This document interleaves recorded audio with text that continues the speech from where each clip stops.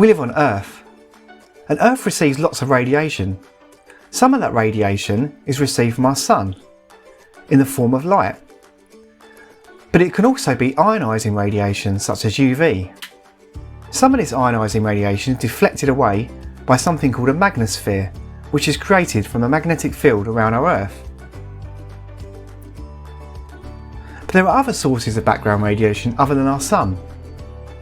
Some of the radiation received is through medical use, such as hospitals using X-ray machines and radiotherapy treatments. Other sources of background radiation are from food, such as bananas. Nuclear power stations are responsible for a small percentage of the background radiation on Earth.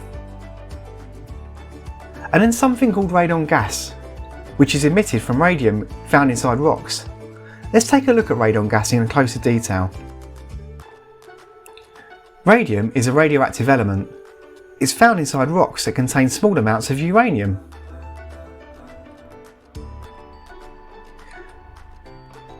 When diggers excavate the land, they dig up this rock, and some of it is used to make bricks. The bricks are then used to build houses or other buildings, and so contain small amounts of radium, and therefore the radium is emitted from the bricks as background radiation. Let's take a look at how background radiation is detected. A man called Henry Becquerel is one of the people responsible for discovering background radiation. He was a keen photographer and used an old-fashioned camera because digital cameras weren't invented. Old-fashioned cameras would let light in through the lens, and the light that was let through the lens would burn onto something called photographic film and produce an image of what the camera was pointing at. Henry Becquerel was interested in rocks, and he left 2 rocks on top of some photographic film. The next day when he went back to the photographic film, he noticed that 2 images were burnt onto the film in the shape of the rocks.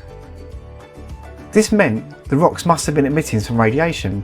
Because of his discovery, we were able to understand how to detect background radiation.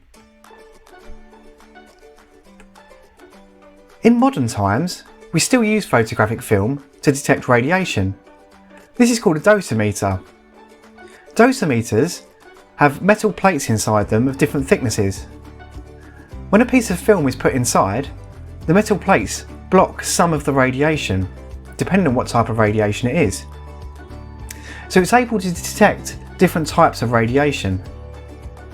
Hospital workers and other people who work with radiation in close proximity will wear a dosimeter. At the end of the day, they can take the dosimeter off and they can see if the photographic film has been burnt by the radiation. They then know if they've been exposed to radiation or not. Another way of detecting radiation is by using a Geiger counter. Geiger counters are electronic radiation detectors, and they give a count of radiation as radiation passes through the tube. As the radiation passes through the tube, it ionises the atoms inside the tube. That ionisation causes a charge, and when the detector picks up the charge, it counts upwards. We can then get an activity count for background radiation. You might have seen Geiger counters used in nuclear power stations or people using in places like Chernobyl, where there's large amounts of background radiation.